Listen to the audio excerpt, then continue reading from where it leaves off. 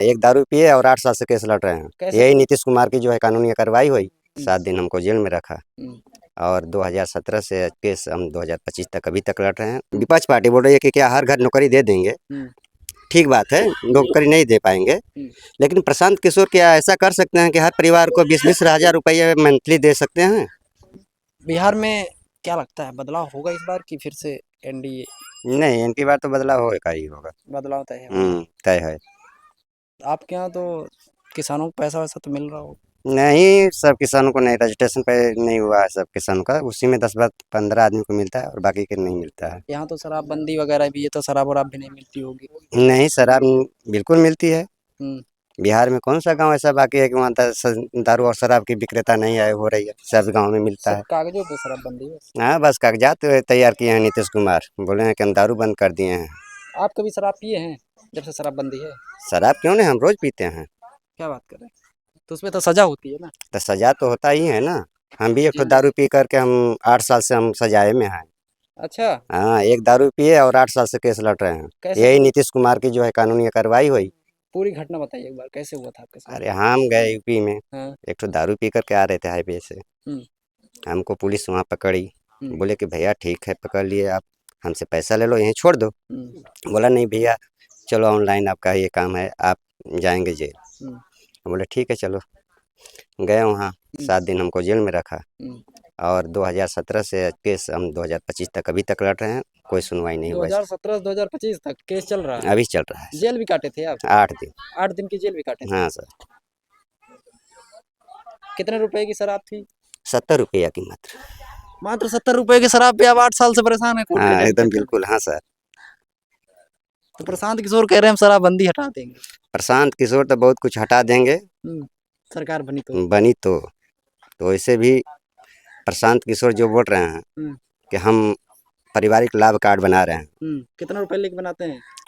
उसमें 10-10 रुपया सदस्यता कार्ड लगता था 10 रुपये 20 और कार्ड का नहीं लगता था। अच्छा। जैसे हमारे तेजस्वी जी को बोले हैं, विपक्ष पार्टी बोल रही है कि क्या हर घर नौकरी दे देंगे। ठीक बात है, नौकरी नहीं दे पाएंगे, लेकिन प्रशांत किशोर क्या ऐसा कर सकते हैं कि हर परिवार को 20-20 हज़ार रुपये मंथली दे सकते हैं परिवारिक लाभ कार्ड के तहत? अगर एक परिवार में गाँव घर में 20 परिवार हैं, क्या कह रहे हैं, एक परिवार में 20 हज़ार रुपए देंगे? हाँ 20-20 हज़ार देने के लिए ऐलान कर रहे हैं, कार्ड बनवा रहे हैं। तो प्रशांत किशोर क्या ऐसा काम कर सकते हैं? सबको परिवार को दे देंगे 20-20 हज़ार रुपया, कहाँ से लाएंगे इतना पैसा? तो जो मोदी जी 2,000 रुपया दे रहे हैं और 10,000 रुपया नीतीश जी औरतों को डाल रहे हैं, वो तो करके दिखा रहे हैं। देखिए हमारे गांव में 40 जीविका दीदियां हैं, उन लोगों के खाते में बिल्कुल लमसम में 10 आदमी को आया है और 30 आदमी की औरतों के खाते में नहीं आया है पैसा। लोग परेशान है, यहाँ से वहाँ डॉक्यूमेंट लोग देती हैं।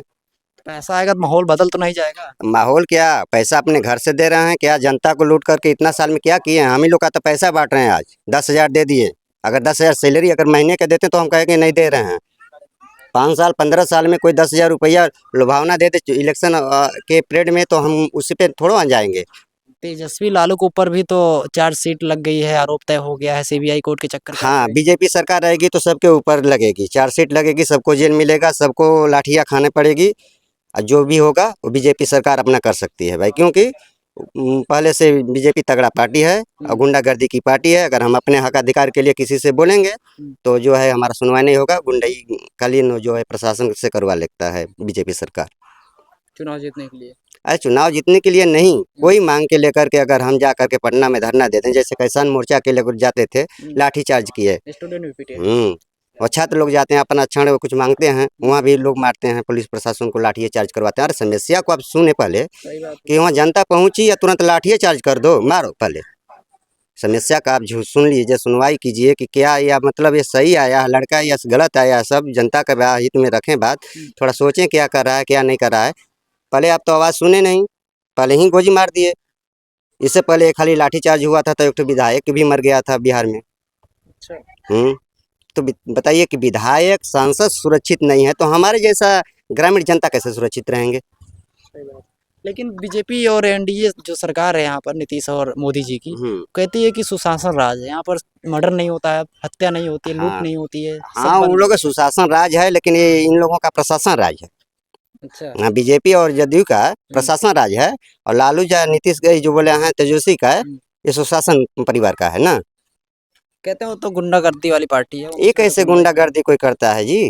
कोई गुंडा अपने से बनता है? शहाबुद्दीन के परिवार को कहते नहीं हैं नहीं, ठेकेदार देते हैं। समस्या जो भी समस्या रहेगा सब हाल में वही बनाता है, हालात अपना बना देता है। किसी को चोर बनाता है, किसी को पुलिस बनाता है, किसी को चोरी करने पर या मजबूर चाहे खाने पर सब कुछ पर जो भी करता है ये मजबूरी कराता है।